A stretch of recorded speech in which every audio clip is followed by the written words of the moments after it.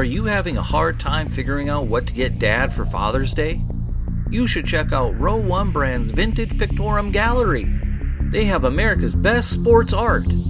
With over 7,200 historic sports prints, you're assured to find something unique for Dad this Father's Day. Instead of a boring old tie, get him a historic baseball photo taken by Henry High Sandham at the historic Polo Grounds Stadium in New York City during the 1894 Temple Cup. Or, if he's an NFL buff, check out the 1963 vintage NFL poster. These are so good looking that you'll be amazed how they turn out. Shop now at sportshistorynetwork.com/row1 and save 15% off your order.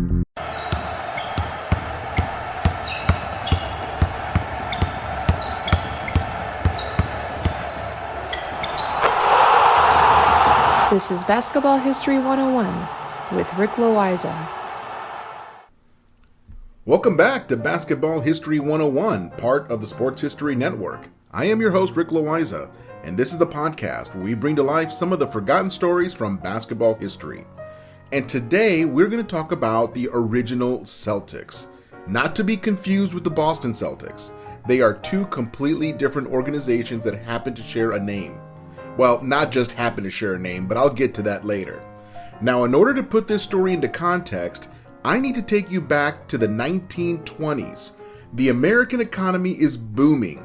As one of the winners of World War I, Americans are feeling really good about themselves. Much of the money and effort that went into trying to win the war is now being put to use in the domestic economy. Technological progress is being made. It seemed like a new invention was coming out every week. Massive improvements in transportation and communication were happening all the time. Skyscrapers were going up in cities like New York and Chicago and elsewhere. Business was growing leaps and bounds. There is a reason that the decade was known as the Roaring Twenties. In terms of sports, this was a decade dominated by Babe Ruth and the New York Yankees of Major League Baseball. If you are a baseball fan, then you know that even today, Babe Ruth is considered one of the greatest players of all time. And for some, he is still considered the greatest player of all time. You also had the famous Red Grange dominating American football that decade, first for the University of Illinois and later for the Chicago Bears. It was a golden age for American sports, and this is the background for our story. There was a previous team called the New York Celtics. They were a team made up of teenagers in what was then the rough Chelsea neighborhood of Manhattan's West Side. After just a couple of years, they got better and were now playing in the semi-pro ranks. And when I say semi-pro, what I mean is that they were paid for the games they played, but it wasn't enough money to completely support themselves. As a player, you had to have a day job to make ends meet. The team continued to improve dramatically to the point where they were beginning to play basketball against a couple of fully professional teams. They usually lost, but they made it a good game. And then in 1918, the original manager, Tip McCormick, decided to step back from managing the team. He allowed a man named James Fury to take over the team and manage them. But McCormick made it very clear that Fury would have to find a new name. He could no longer call the team the New York Celtics. Because McCormick's reputation was so tied to the team's performance, he didn't want to have the risk of Fury running the team into the ground, and with it, McCormick's reputation.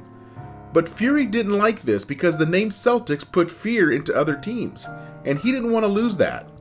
So, taking advantage of a loophole in the agreement, he decided to call the team the original Celtics. And now that Fury was in charge, his first course of action was to improve the team even more. The original teenagers that started the team were all gone. He was working with new players and was always looking for more good players. He signed 3 quality veterans to join the team. Johnny Beckman, at the time he was known as the Babe Ruth of basketball.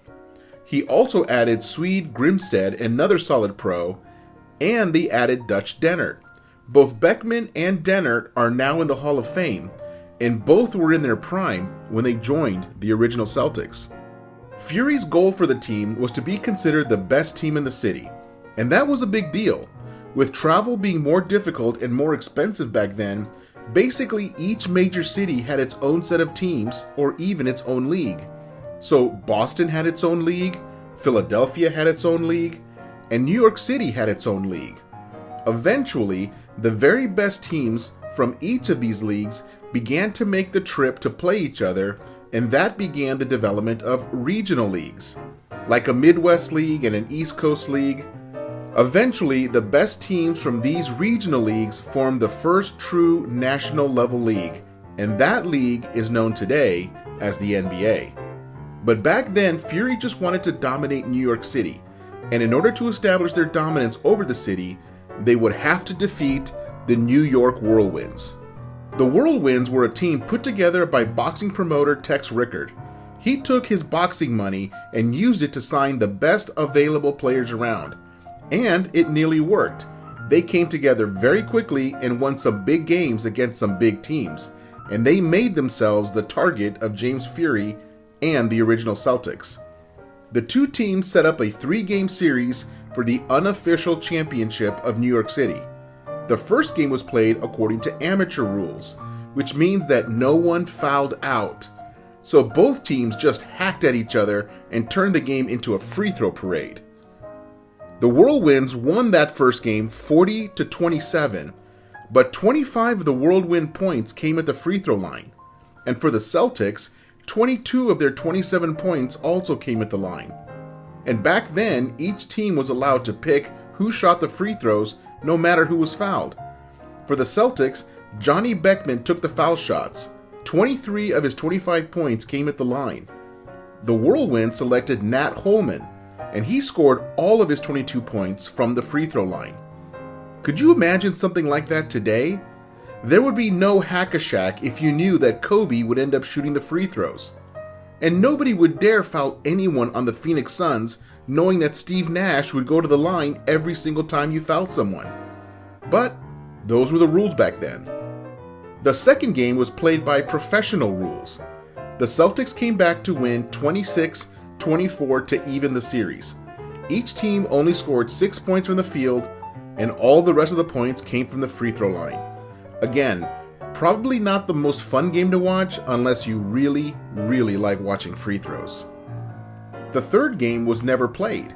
In trying to arrange the venue, the negotiations fell apart. There is no reason formally given by either team as to why they never played the third game, but there is a note in a publication at the time called The Reach Guide, saying that the two teams suspected that gamblers may try to fix the third game, and they did not want to become another betting scandal like the 1919 White Sox of baseball. The reference being the fact that the 1919 White Sox purposely lost the World Series to the Cincinnati Reds in exchange for illegal payments by gamblers who bet big on Cincinnati to win. But Fury was so impressed by Nat Holman, the sharpshooting guard and dribbling wizard from the Whirlwinds, that he signed him away and brought him to the Celtics. And that was the end of the Whirlwinds. That's why you don't hear much about them. They were just here, and just as quickly, they were gone. And this is a good place to take a break, and we'll be right back with more on the original Celtics right after this. This podcast is part of the Sports History Network, your headquarters for the yesteryear of your favorite sport. You can learn more at sportshistorynetwork.com. Welcome back. As I was just mentioning, the Celtics signed away Nat Holman from the Whirlwinds, and with Holman, another future Hall of Famer, to go with the two that they already had, the original Celtics became practically unbeatable. They would also add Joe Lapchick to the squad, who was another future Hall of Famer, giving them 4 future Hall of Famers in total. Today, that would be like having LeBron James, Steph Curry, Kevin Durant, and Anthony Davis on the same team. They bounced back and forth between playing as a member of various pro leagues and playing as an independent barnstorming team. A barnstorming team was basically a team that traveled around the country playing an independent schedule. They would book their own games, both home and away, and typically split the income from the ticket sales. So because the team's income was based on selling as many tickets as possible, it was important to be a good enough team to sell at the venue. But it was also important to play as many games as possible. The original Celtics would schedule anywhere from 150 to 200 games per year, nearly twice as many as a typical NBA team plays today. And the NBA already plays more games than any basketball league in the world. In 1922-1923, they won 193 out of 205 games. If you want to hear more about what barnstorming was like, go and check out episode 2 of this podcast, where I go into more detail on barnstorming as I tell the story of the famous Harlem Renaissance.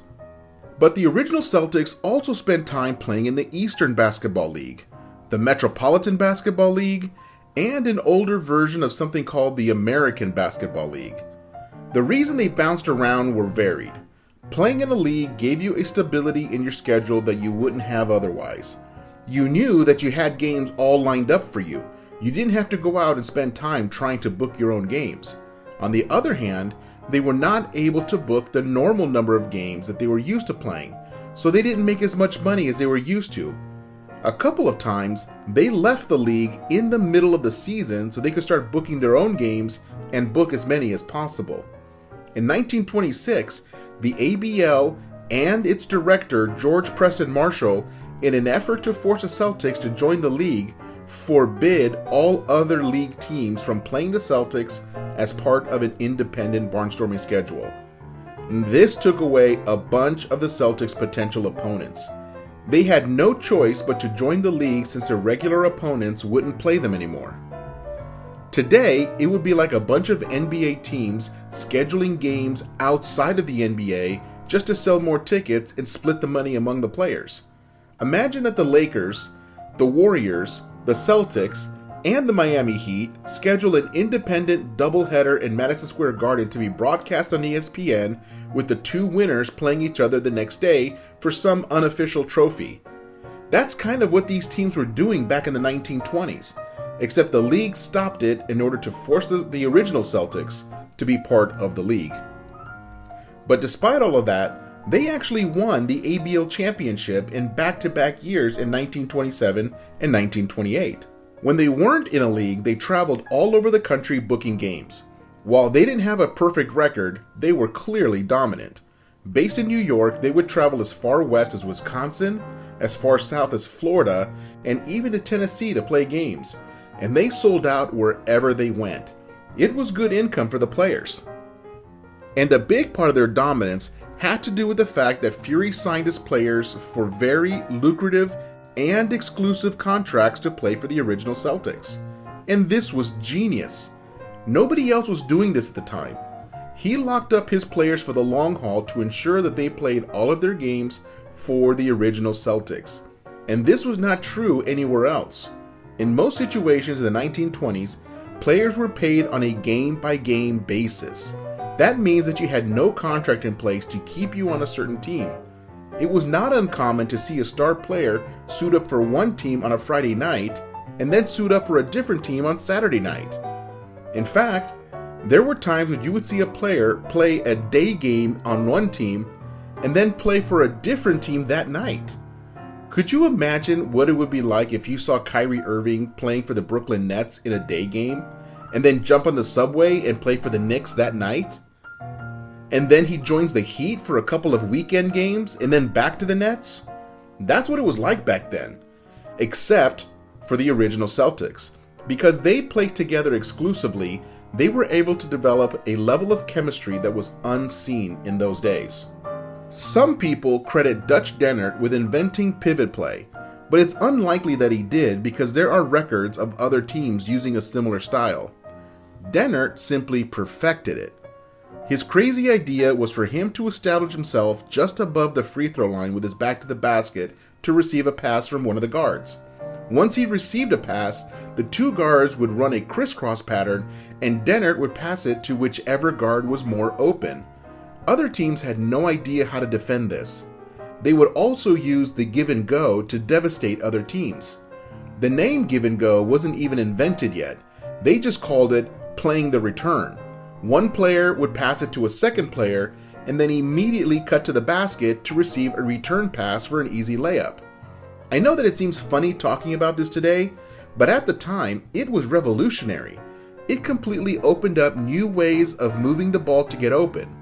They also perfected moving without the ball and setting off-the-ball screens. Now, why this makes me laugh is that I currently head coach my 9-year-old son's youth basketball team. I had him running the give and go last year when he was 8. I also teach backdoor screens to kids who still have most of their baby teeth. But the original Celtics absolutely dominated the 1920s and are still considered the best team of the first 50 years of basketball. The team as a whole is in the Hall of Fame. And let's pretend for a moment that I took you in a time machine all the way back to New York City in 1940, and then we found some serious basketball fans and asked them who is the greatest player who ever lived. Remember, this is 1940. And the answer that we would have received would be either Johnny Beckman, Dutch Dehnert, or Nat Holman. And all three were on this Celtics team together. And all three were 6 feet tall or shorter. Basketball back then was not yet dominated by pituitary freaks of nature like it is today. The Celtics' impact on basketball is undeniable. Because of their style of play, many teams of the day adopted pivot play, movement off the ball, quick give-and-go type passes, and the fast break. They pushed basketball development to the next level. Dehnert and Holman would go on to join the coaching ranks, where they continued to develop the principles that defined their old Celtics team. But eventually, all good things must come to an end, and the team folded in 1930, as the core players all began to lose a step and became less effective as they got older. And this is a team that should never be forgotten. When it was time in 1946 for the new NBA team from Boston to pick a name, the owner wanted a name that came with a strong reputation. So he named his new team the Boston Celtics, in honor of the original Celtics that ruled the 1920s. I hope you have enjoyed this episode. As I've mentioned before, this is a labor of love for me. I love going through and doing the research for each of our episodes. I love finding new stories that I didn't know before, and I love pouring through my personal library of nearly 200 books on basketball and its history. So I want to take time to say thank you to all the listeners. About 20% of our listeners come from outside the United States, which is fantastic. So thanks for joining me on this journey to find these old basketball stories that need to be kept alive. Join us next time as I share the story of the greatest financial deal in sports history. And it happened to be a basketball deal involving the NBA and one of the former ABA teams. That's next time on Basketball History 101, part of the Sports History Network, the headquarters of sports yesteryear. Go to sportshistorynetwork.com to find out more about this and other sports history podcasts. If you like what you hear, please hit that subscribe button wherever you get your podcasts. Also, go ahead and give us a 5-star rating and a review, and that will help others to find this podcast more easily. And check out our page on Facebook. It's called Basketball History 101 Podcast. There you will find shorter historical posts as well as comments and discussion starters on today's game. I'll also announce there when new episodes come out. I want to thank my producer and editor, Jacob Loayza. Join us each week as we continue to mine the history of basketball for more great stories from the past. And don't forget to check out sportshistorynetwork.com for more information on my podcast and the rest of the podcasts on our network. Take care and see you soon.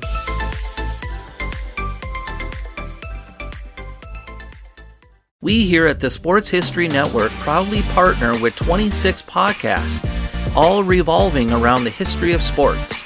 But did you know that many of our hosts were sports history authors way before they started their shows? It's true. We've got Joe Ziemba, host of When Football Was Football, Joe Zagurski, host of Pro Football in the 1970s, Mark Morthier, host of Yesterday's Sports, Tommy Phillips, host of Lombardi Memories, and Scott Adamson, co-host of From the 55-Yard Line. All these authors have many books for you to choose from. To check them out, go to our website at sportshistorynetwork.com/sportshistorybooks. Pick up your copy today. Soundtrack provided by Kevin MacLeod of filmmusic.io.